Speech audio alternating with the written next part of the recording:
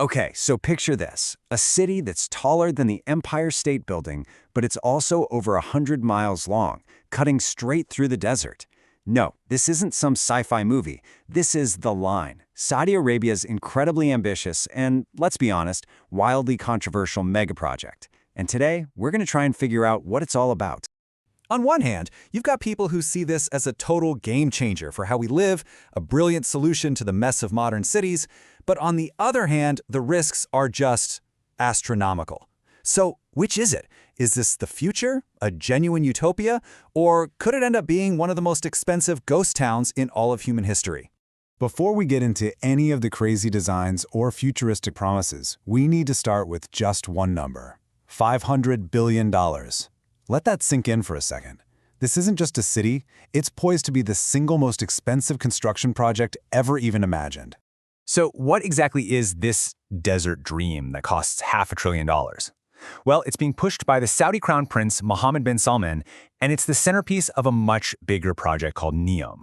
The whole idea is to create this brand new region from scratch, built for innovation and, they say, a totally new way of living. And when you look at the raw numbers, they are just mind-bending. You're talking about two massive skyscrapers running parallel to each other, 500 meters high, that's taller than most of the world's tallest buildings, stretching for 170 kilometers. The plan is to cram 9 million people into just 34 square kilometers.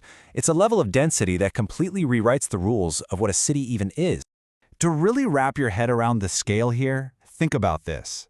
The sheer amount of material is like taking 4,500 World Trade Centers and lining them up. And in terms of length, it would be like one single continuous building stretching all the way from New Delhi to Agra. I mean, humanity has never ever tried to build anything on this scale before. But you gotta ask, why this totally bonkers design? Well, the logic behind The Line is actually a response to a problem we all know way too well.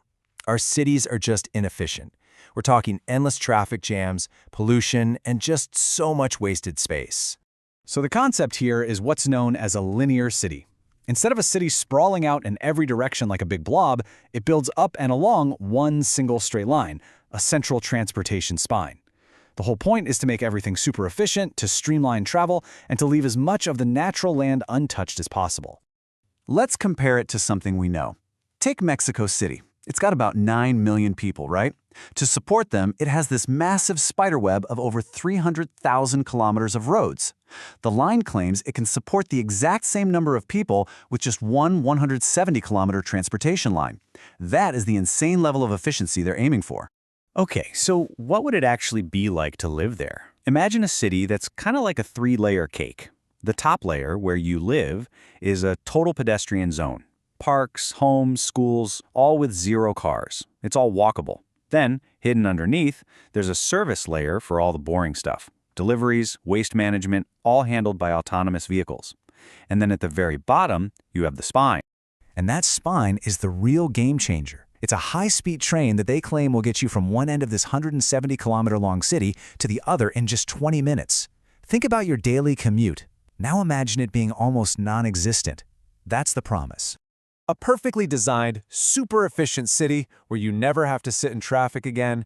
It sounds amazing, right? Almost too good to be true.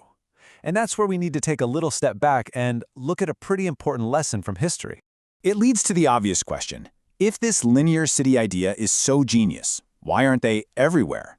Turns out this isn't some brand new concept. It's been tried before. And, well, its track record isn't great. Let's go all the way back to 1882 in Madrid. They had a plan for their own linear city, the Ciudad Lineal. The big idea was for a 50-kilometer city, but after decades of work, they only ever managed to build about 5 kilometers of it. And today, you wouldn't even know it was there. It's been completely swallowed up by the normal messy growth of Madrid, a ghost of a failed dream. And that failure gets at the heart of the problem with these hyper-planned cities. There's a huge clash between a perfect blueprint on paper and just messy human nature. We don't live our lives in straight lines. We build communities around our jobs, our families, our friends. Forcing people into a rigid structure can kill that organic spark that makes a city feel alive. Okay, so if history is waving this big red flag, why on earth is Saudi Arabia betting the entire farm on this idea? The answer has nothing to do with architecture and everything to do with survival. You have to understand, Saudi Arabia's economy is basically a one-trick pony. A staggering 95% of it comes from oil. That black gold has made the country unbelievably wealthy, but everyone in charge knows that the party is not going to last forever. Because the rest of the world is moving on. The global push for green energy is happening, and by 2050, oil just might not be king anymore.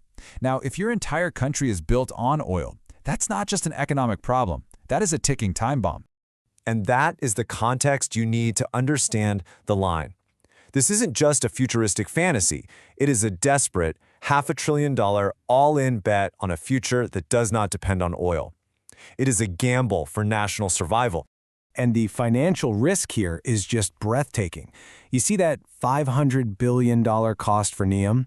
That is roughly 10 times the country's entire annual profit after you pay for all its expenses. This is not an investment, it is a national moonshot. Let me put it another way. To pay for this single project, Saudi Arabia would have to take every penny of profit the nation makes and pour it into the line for 10 consecutive years. They are literally betting an entire decade of their country's wealth on this one single vision. So in the end, this is about so much more than cool buildings. It's a Hail Mary pass to build a completely new economic engine, one that runs on things like tourism and technology instead of oil. But if this massive bet fails, there might not be time to try something else. That clock on the oil age just keeps on ticking. Which leaves us with this one massive lingering question. This project is a product of incredible vision, for sure, but also maybe desperate necessity. If this $500 billion bet on the future completely fails, is there even a plan B? And what does this absolutely colossal experiment tell us about our own future and the incredible lengths we might go to build it?